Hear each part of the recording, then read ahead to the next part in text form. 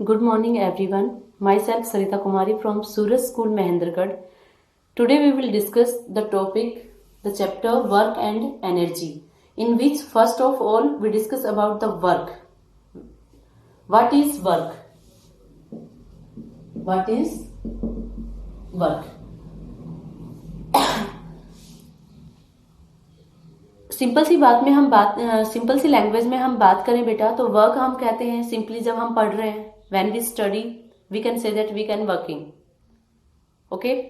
या when we are thinking something, जब हम किसी चीज के बारे में सोच रहे हैं तो we can also say that we are working.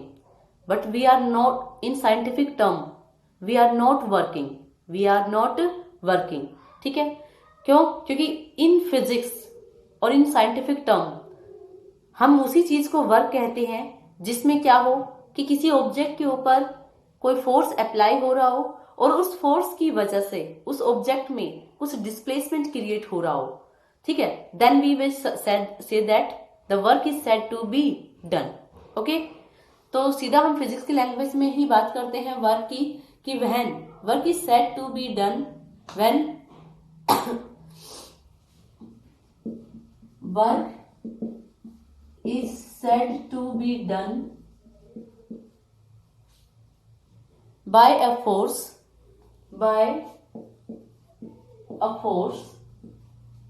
when body is displaced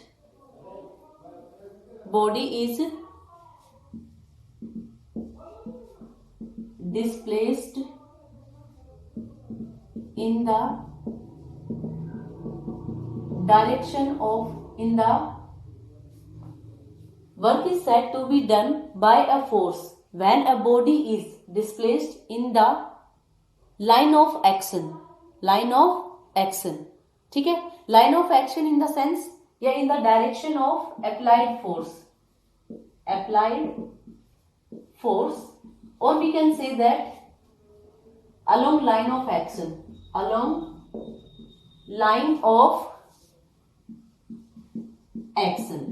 okay, this is force.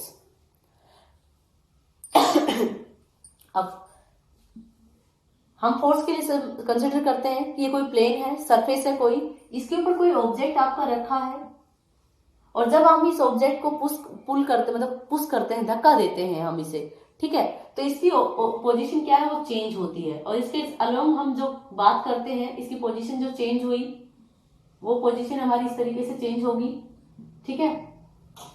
तो यहाँ ए पोजीशन से ये डिस्प्लेस होगा बी पोजीशन पे, कब? जब हम कोई ना कोई फोर्स यहाँ पे अप्लाई करते हैं, ठीक है। अब वो फोर्स हम अप्लाई करते हैं, जैसे हम इसको खींच रहे हैं तो यहाँ पे हम डायरेक्शन फोर्स लगा रहे हैं। सपोज करो हम इस तरीके से इसको खींच के ऐसे लेके जा रहे हैं, तो हम यहाँ पे फोर्स अप्लाई कर रहे हैं और इस फोर्स की वजह से यहाँ पे क्या प्रोड्यूस हो रहा है, ये डिस्प्लेसमेंट। ये क्या प्रोड्यूस हुआ, या हम इसके सेंटर से इसके सेंटर तक मेजर करेंगे तो ये हमारा क्या हो गया, डिस्प्लेसमेंट, ठीक है। तो द फोर्स और जो डिस्प्लेसमेंट है इसके बीच में जो एंगल क्रिएट होगा उसको हम क्या कहेंगे, एंगल थीटा। अब यहाँ पे हम फोर्स के दो कंपोनेंट रिजोल्व कर सकते हैं, इसी तरीके से हम डिस्प्लेसमेंट के भी कंपोनेंट रिजोल्व कर सकते हैं, पर यहाँ पे हम फोर्स के कंपोनेंट्स को रिजोल्व करेंगे। तो फोर्स यहाँ पे इस तरीके से हमने कहा ये फोर्स है, इसके दो कंपोनेंट्स हम रिजोल्व करेंगे इस तरीके से, तो ये बनेगा F साइन थीटा और ये वाला कंपोनेंट हो जाएगा F कोस थीटा। कौन सा हो जाएगा, F कोस थीटा। तो हमारे मतलब का ये वाला एंगल है F कोस थीटा, जो हमने इसके दो कंपोनेंट रिजोल्व किए उसमें हमारा मतलब का कौन सा है, F कोस थीटा है, ठीक है। तो हम यहाँ पे इसके अलोंग एक अपना ले लेंगे, वो क्या हो जाएगा एंगल, उसको नाम देंगे हम यहाँ पे component F cos theta along the displacement. किसके अलोंग लिया हमने, वो डिस्प्लेसमेंट के अलोंग हमने इसका कंपोनेंट जो फोर्स का रिजोल्व किया था वो ले लिया। अब यहाँ पे हम सीधा वर्क डन बताते हैं कि हमने बॉडी के ऊपर कोई ना कोई फोर्स अप्लाई किया और उससे बॉडी के अंदर क्या हुआ, डिस्प्लेसमेंट क्रिएट हुआ। तो वर्क डन क्या हो गया, work done is equal to force into displacement, ठीक है। अब फोर्स हम ये वाला कंपोनेंट लेंगे F cos थीटा, तो वर्क डन का सिंबल होता है W, वर्क डन ये हो जाएगा F cos थीटा। ठीक है, अब इसका डॉट प्रोडक्ट हम क्या लेंगे, यहाँ पे फोर्स आपका वेक्टर क्वांटिटी है, तो इसके लिए वेक्टर के लिए आप वेक्टर का सिंबल इसके ऊपर बना सकते हैं, और डिस्प्लेसमेंट भी हमारा क्या है, एक वेक्टर क्वांटिटी है। ठीक है, तो यहाँ पे आप दोनों के लिए इनके वेक्टर सिंबल्स आप बना सकते हो, पर यहाँ पे फिलहाल हम यही बात करेंगे F cos theta dot S। अब दोनों की क्या है, डॉट प्रोडक्ट हो रही है। अब डॉट प्रोडक्ट जब होती है, ठीक है, तो हम इसको याद, एक तो फॉर्मूला हमारे पास बन जाएगा, इसको सीधा लिख लेते हैं F S cos थीटा, तो वह एक रिलेशन हमारे पास वर्क का ये आ गया। दूसरा, अगर हम कोस को यहां से रिमूव करते हैं तो इसको डॉट प्रोडक्ट की फॉर्म में लिख सकते हैं, तो वो क्या हो जाएगा, F vector dot S vector. ठीक है, तो डॉट प्रोडक्ट उसको रिमूव करोगे डॉट को, तो यहाँ पे क्या आ जाएगा, कोस थीटा।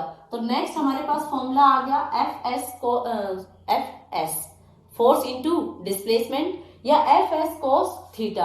अब थीटा क्या रहेगा, जितना यहाँ पे ये एंगल है वही उसकी क्या रहेगी, थीटा की वैल्यू रहेगी।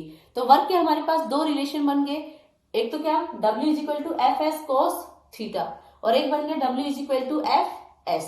तो ये दोनों रिलेशन हम याद रखेंगे। अब हम सीधा इसके आते हैं कि वर्क कैसी क्वांटिटी है।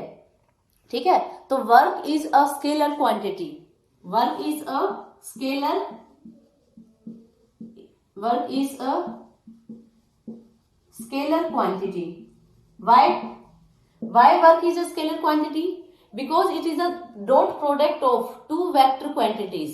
ठीक है, क्यों, क्योंकि फोर्स भी क्या है, एक वेक्टर क्वांटिटी है, इसकी अपनी डायरेक्शन होती है, मैग्नीट्यूड होता है। ऐसे ही डिस्प्लेसमेंट भी क्या है, एक वेक्टर क्वांटिटी है जिसकी डायरेक्शन भी होती है, और क्या होता है यहाँ पे पर्टिकुलर एक मैग्नीट्यूड भी होता है। ठीक है, तो the product of two vector quantities, dot product sorry, dot product of two vector quantities is always a scalar, is always a scalar। ठीक है, that's why we can say that the work is a scalar quantity। okay, तो work is a scalar quantity। work has only magnitude but no direction, we can also write it as work has only magnitude, only magnitude but no direction, no direction। ठीक है, this is the basic concept about the work. अब हम इसकी SI unit और CGS units की बात कर लेते हैं और उनमें रिलेशंस पढ़ लेते हैं। ठीक है, तो what is the relation between them.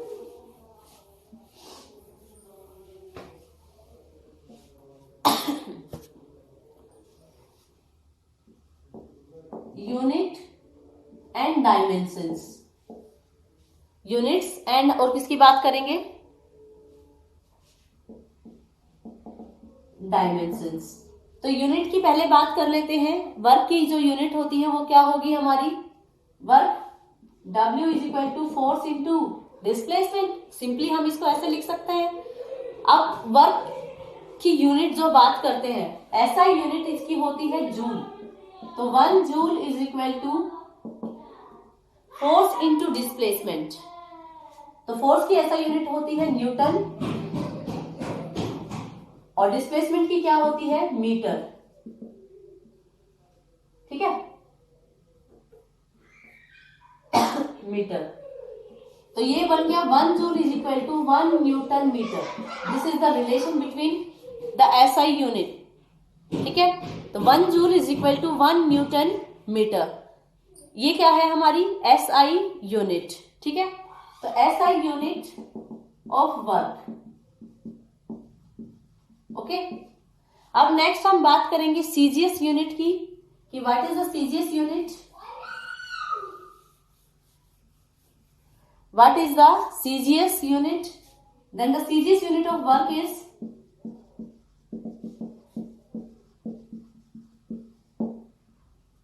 Work का फॉर्मूला एफ एस।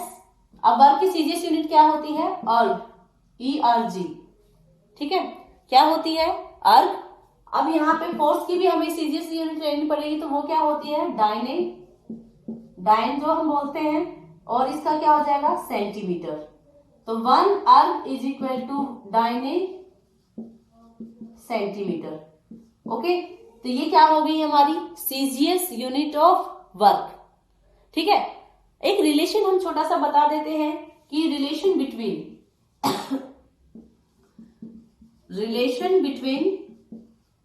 एसआई, या सीधा लिखेंगे एसआई यूनिट क्या है हमारी 1 joule and 1 erg. What is the relation between SI and CGS unit of work, इन दोनों में क्या रिलेशन है। तो रिलेशन हम बताते हैं यहाँ पे क्या है, सीधा सीधा लिखेंगे इसको कि 1 जूल क्या होता है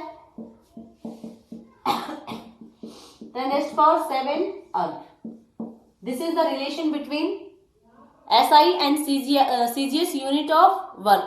1 joule is equal to 10⁻⁷ erg. ठीक है, ये इनका क्या है रिलेशन है। अब इसके डायमेंशंस की बात कर लेते हैं, क्योंकि हमने कहा था यूनिट्स एंड डायमेंशंस, तो यूनिट हो गई है, इसके बाद हम डायमेंशंस की बात करेंगे। What are the dimensions for work. तो डायमेंशंस ऑफ वर्क जब हम बात करते हैं, work is equal to FS.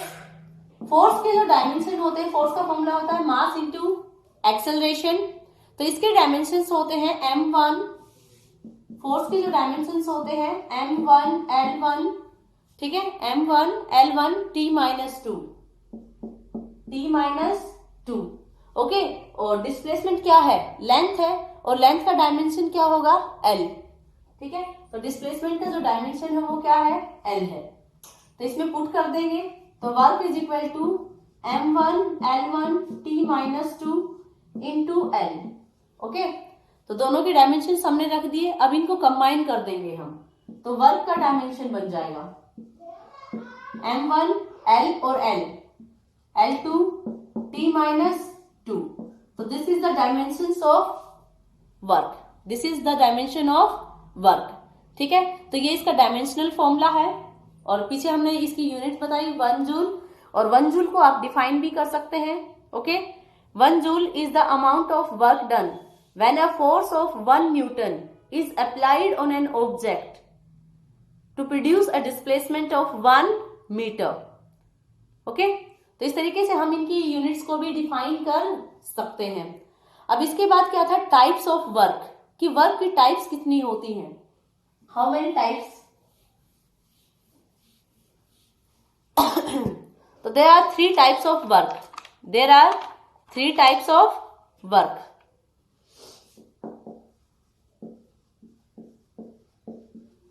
Types of work, तो पहला positive work, positive work. Okay, work is said to be positive when force and displacement both are acting in same direction।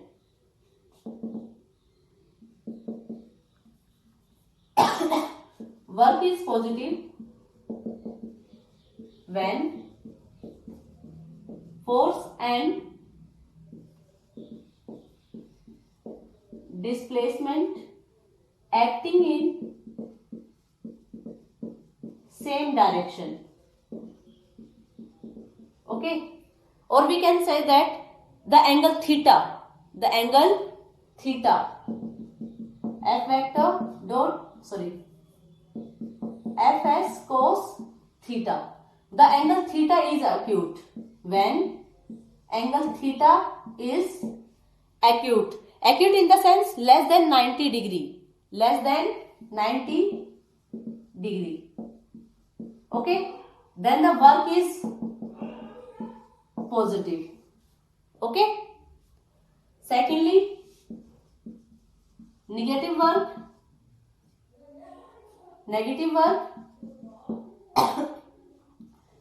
तो W is equal to F S cos theta, सीधा theta की term में बात करते हैं, when theta is obtuse